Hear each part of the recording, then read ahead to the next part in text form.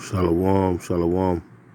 This is your brother Kadar Bun of GMS, Mississippi Gulf Coast. I'd like to start by giving our praise, honor, and glory to the Most High Yahweh, by Hashem Yahweh Shai.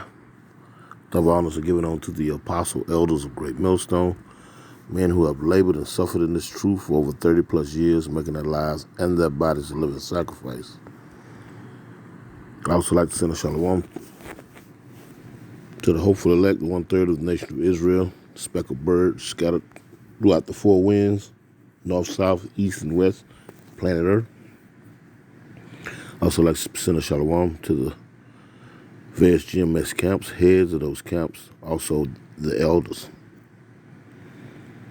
And last but not least, I'd like to send a shalom to any of you Akim that are out on the highways and hedges, not named GMS, but walking one body, one spirit in Yahweh Shai, preaching this 100% truth with all truth and sincerity, as taught to us all by the apostle elders of Great Millstone.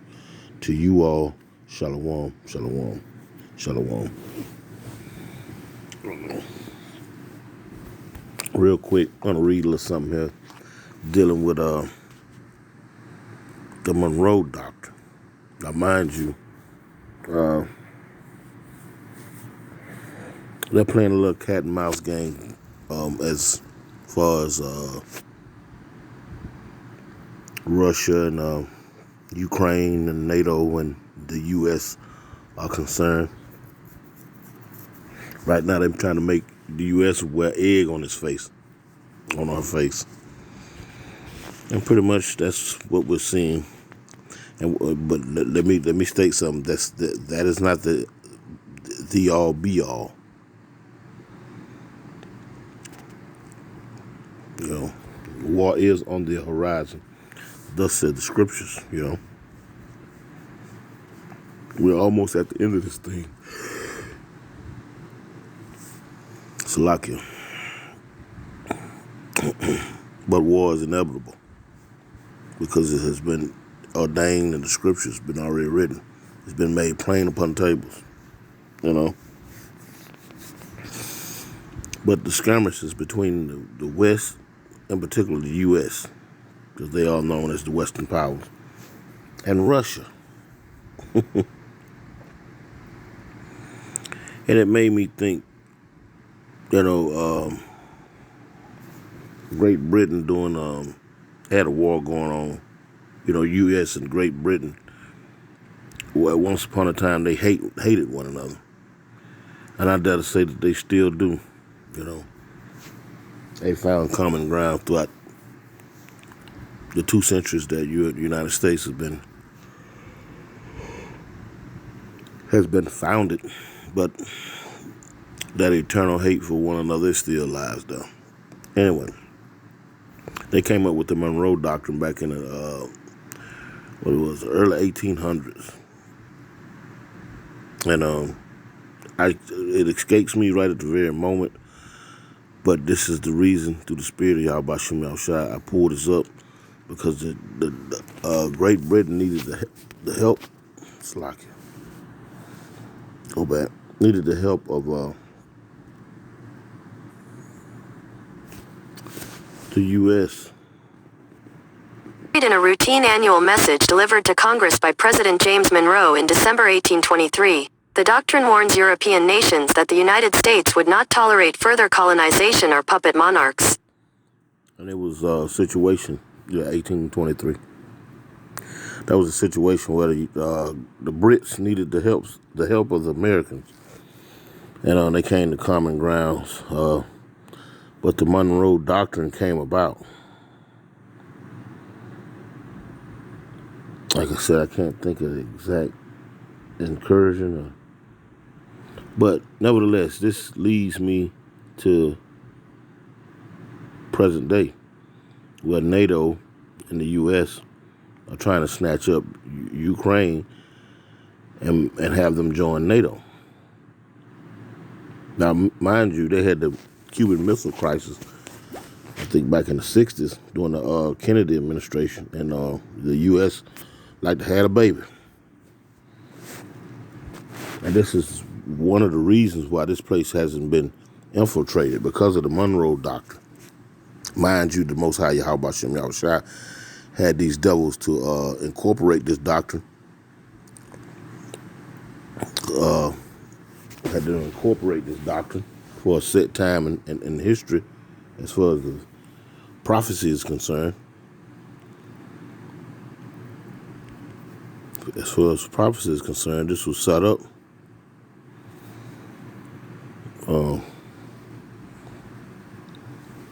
Rebecca 2. I'm going to read something real quick. This is Habakkuk 2, and I'm going to start at the top. It reads, I will stand upon my watch and set me upon the tower, and I will watch to see what he will say unto me, and what I shall answer when I am reproved. And the Lord Yahweh answered me and said, write the vision and make it plain upon tables, that he may run that readeth it. For the vision is yet for an appointed time, but at the end it shall speak and not lie. Though it tarry, wait for it, because it will surely come. It will not tarry. So, and it's going into like I say, the doctrine, the Monroe Doctrine, was set up for to keep this place, as the scriptures call it, the virgin daughter of Babylon, to an appointed time. And it shall come. That time is coming. It's coming. But it's not in the hands of these puppet leaders, these world leaders, these sock puppets being controlled by the international bank cartel. Not even those men are running things. The Most High is running things, But to get back to the point at hand, and this is more or less just a talk, Lord willing, to be edifying for any of you all who may hear this or come across this video. But during that time, in the 60s, during the Kennedy administration, the United States like to had a hissy fit, for lack of better words, about the Russians stockpiling weapons right off the coast of Florida and Cuba. And you could say the same thing is going on now in Europe, rather, Ukraine and NATO. The U.S. has went about and put what you call U.S. embassies throughout the whole planet. But yet and still, in 1883, the Monroe Doctrine is the best known as U.S. policy toward the Western Hemisphere.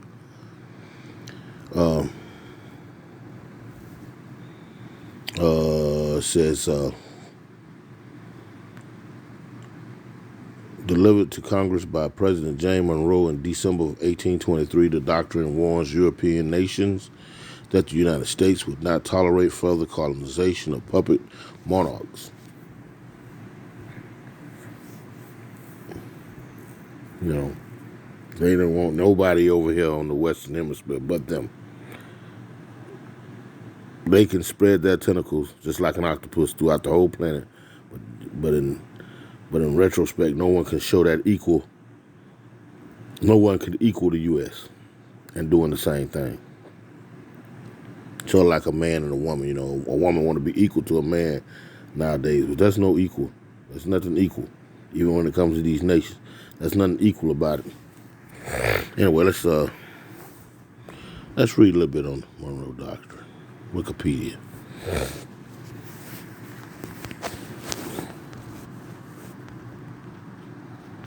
The Monroe Doctrine. Article talk. The Monroe Doctrine was a United States foreign policy position that opposed European colonialism in the Western Hemisphere. It held that any intervention in the political affairs of the Americas by foreign powers was a potentially hostile act against the U.S. The doctrine was central to U.S. foreign policy for much of the 19th and 20th century. Now, it says right here, it says that it held that any intervention in the political affairs of the Americas, you had something going on with what there was Venezuela. Here during the Trump administration, and Russia was flying planes and landing them in Belarus and those neighboring countries where the capital of Venezuela is Belarus. Salaki, I may be saying that wrong, but in the capital of Venezuela, and the U.S. was couldn't sleep because what was happening was that these European nations are flexing. They're not afraid of the U.S. and they're violating the Monroe Doctrine that was set up just for these case scenarios, But yet still, the United States never pulls this rabbit out the hat and show you. They never mentioned it that Russia or China was in violation of the Monroe Doctrine, because guess what? They know inadvertently the NATO, the North Atlantic Treaty Organization, is in violation of the Monroe Doctrine in retrospect. But they're hiding behind a coalition of countries that went on board, that came on board with them. I imagine he's the president, what this is, U.S. President James Monroe, Secretary of State John Quincy Adams. Anyway, President James Monroe first articulated the doctrine on December the 2nd of 1823 during his 7th annual State of the Union address to Congress, though it would not be named after him until 1850. At the time, nearly all Spanish colonies in America had either achieved or were close to independence. Monroe assured that the New World and the Old World were to remain distinctively separate hemispheres of influence, and thus further efforts by European powers to control or influence sovereign states in the region would be viewed as a threat to U.S. security. And why do you think Russia is doing what they're doing? They viewing the U.S. arming places like, and don't hold me to this, but I'm quite sure that they said they're gonna bag them. So I would imagine they done slipped them some arms. Places like Ukraine, because the United States is bad for this, black marketing on the black market, giving countries weapons, doing that the ordeal between the Afghans and the Russians in the late 70s, all the way through the 80s. The United States was bagging the Afghans.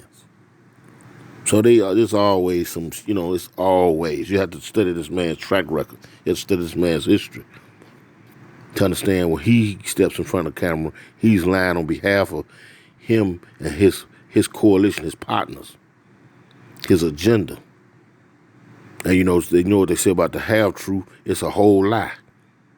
That's all, so he gonna sit here and tell you a lie. There's no such thing as half truths. A half truth is a whole lie. And yet still whip their people into a frenzy, because Americans are some of the most dumbest people that walk upright on the face of the planet. As long as you give them their luxuries and their little treats and they teats, they good. Anyway, let's keep reading. And thus further efforts by European powers to control or influence sovereign states in the region would be viewed as a threat to U.S.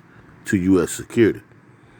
In turn, the U.S. would recognize and not interfere with existing European colonies, nor meddle in the internal affairs of European countries. And what you think going on over there? That's meddling in the affairs of European countries over there. Trying to persuade goat Ukraine into joining NATO. See, this is what this place does. It tells you all the little fancy things that they think you want to hear. Mind you, United States is never liable for anything that this country that she does. She never owns up to nothing she does. It's always somebody else's fault.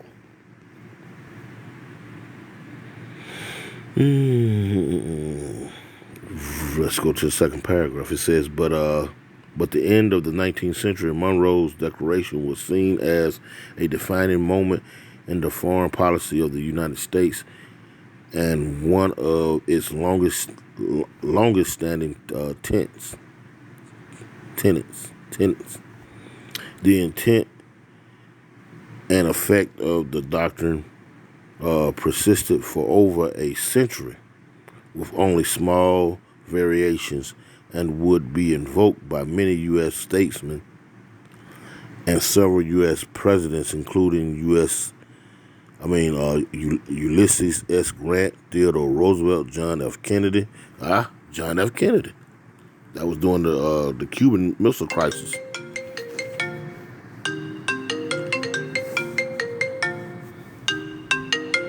Salakia.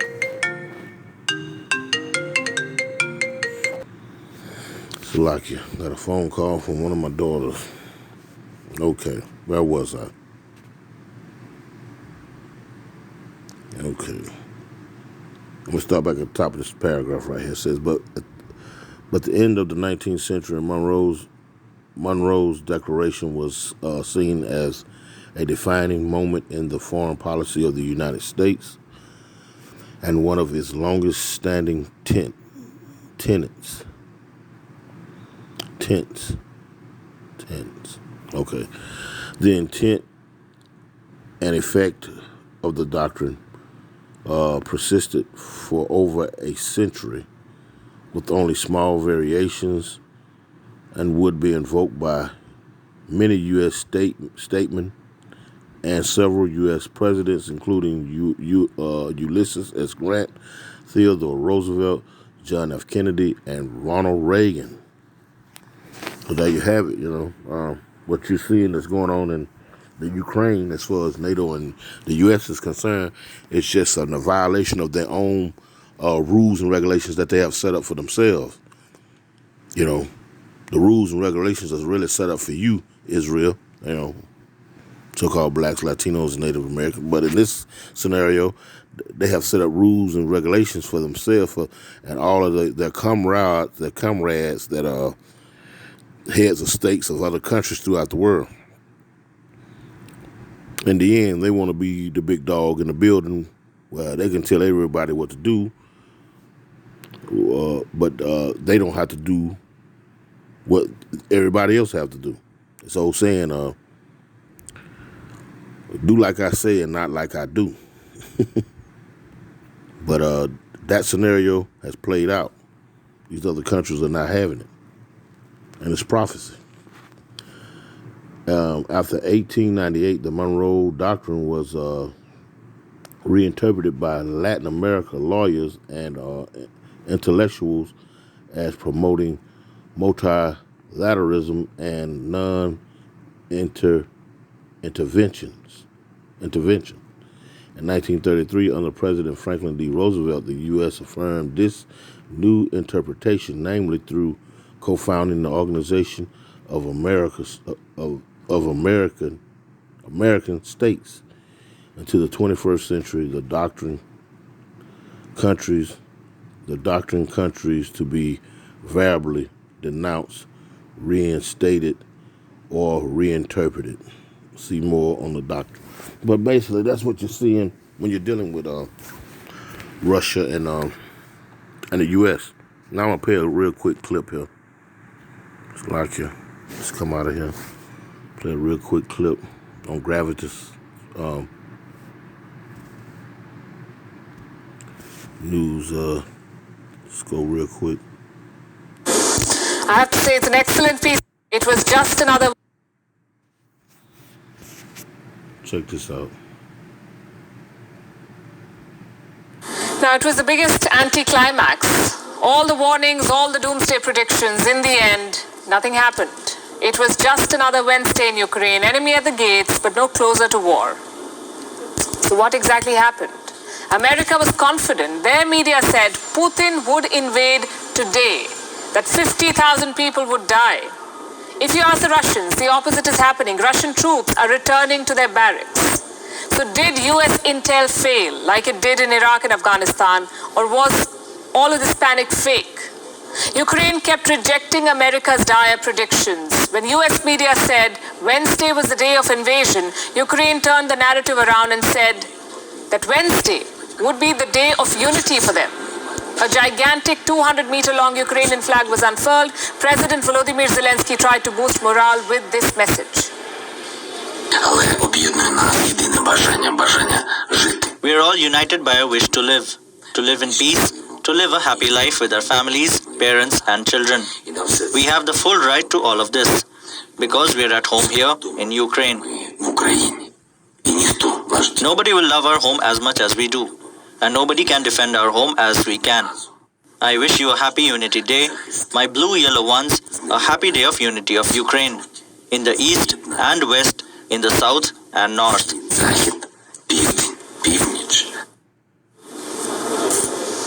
I have to say it's an excellent piece of propaganda. Turn your doomsday into a celebration. Does this mean the Russian threat is gone? Well, not yet. On Tuesday, Ukraine was targeted in a cyber attack. Their armed forces and defense ministry websites were hacked. So were 2 Ukrainian banks. In total, around 10 websites were inaccessible. Who hacked them? The obvious candidate is Russia. Ukraine is accusing them of quote-unquote little dirty tricks. The Kremlin, of course, has denied the allegation. Now, cyber attacks, we know, are a Russian speciality. Plus, it was one of Putin's unconventional options to attack Ukraine. But this hacking was not large enough. A couple of teenagers in a dormitory could have done this. So if Putin is indeed going the cyber way, chances are there will be more hackings, more substantial hackings. What about the conventional war? On that, Russia is sending mixed signals, mixed messages. Vladimir Putin says he does not want confrontation. He is ready to begin negotiations with the West. Do we want war or not? Of course not. That is why we have offered our proposals to start the negotiation process, which should lead to an agreement of providing equal security for everybody, including our country. Do his actions, in fact, match his words? Well, both yes and no. Some Russian troops are returning to their barracks. Take this video, for instance. It shows Russian tanks and equipment leaving Crimea. We have another one. Tanks being loaded onto railway carriages. Looking at these pictures, it seems that Vladimir Putin is right. Maybe he does not want to fight after all. But remember, this is wartime. As they say, truth is the first casualty of war. Both sides are pushing propaganda. Both sides are building narratives. So you cannot take these pictures at face value. I'll give you 2 reasons why. A, these were all published by the Russian Defense Ministry. We cannot verify them independently. And B, the escalation has not stopped everywhere. Russian fighter jets are still practicing maneuvers in Belarus. Russian warships are still holding drills in the Black Sea. And Belarus is firing nuclear-capable ballistic missiles. So the threat is very much alive.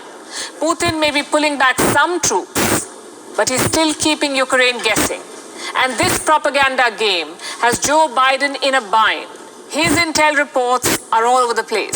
First, the US said Putin would attack on Wednesday. Then they said an attack was imminent. Now Biden says an invasion is quote-unquote distinctly possible.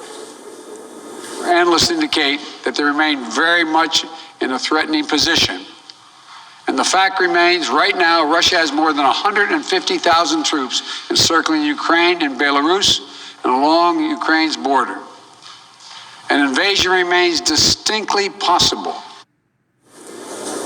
How the mighty fall. The CIA once... Indeed.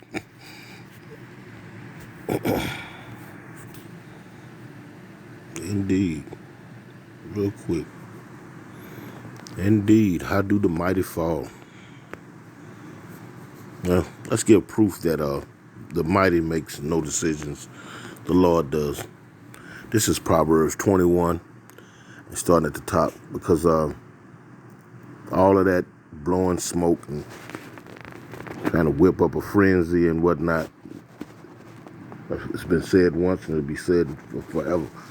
Nothing's going to be done unless the Lord gives the okay. You understand? Unbeknownst to the fabled beliefs of these people who practice Christian sanity, that Satan goes about and does what he wants. No, that's not the case. No one and nobody and nothing does anything without the consent of the Lord. This is Proverbs 21, and starts at the top. And it reads, the king's heart, meaning his mind, is in the hand of the Lord Yahweh. As the rivers of water, he turneth in it whithersoever he will. Who does this? The Lord Yahweh, the Father, does this. Every man, Salakia, every way of a man is right in his own eyes, but the Lord Yahweh ponders the hearts. To do justice and judgment is more acceptable to the Lord Yahweh than sacrifice. A high look and a proud heart, and the prowling of the wicked is sin. And we're dealing with proud men here, Putin and Biden, and all of these characters in this movie of the Most High Yahweh Shem Yahushua. It says, verse 5, and it reads, the thoughts of the diligent tend only to plenteousness, but of everyone that is hasty only to want. The getting of treasures by a lying tongue is a vanity tossed to and fro of them that seek death. And this is what they're seeking, because the Lord gave this man the power to bring peace, to take peace from the earth. Death and hell follow him, and ultimately that's going to be his end. The robbery of the wicked shall destroy them. The robbery of the wicked shall destroy them, because they refuse to do judgment. The way of a man is forward and strange, but as for the pure, his work is right. Verse 9, this will be the last one. It says, it is better to dwell in a corner of the housetop than with a brawling woman in a wide house. I could have left that one out. But the point is that, the Most High is behind all this. And for those who understand this, the Lord is dealing with spiritually, they understand this. That's why it was no war. After all that hoop-lobbling for the last 2 or 3 weeks, months, so, nothing came with this. Now, that's not to say they won't kick off tomorrow or next week, But if it do, it'll be because of the Lord, just like the scripture says. Start at the top again. The king's heart is in the hand of the Lord, as the rivers of water. He turneth it whithersoever so he will. So they can't be making any decisions without the Most High putting it in their spirits to do so. Real quick, let's see what it is. I think it's Job 33. Real quick.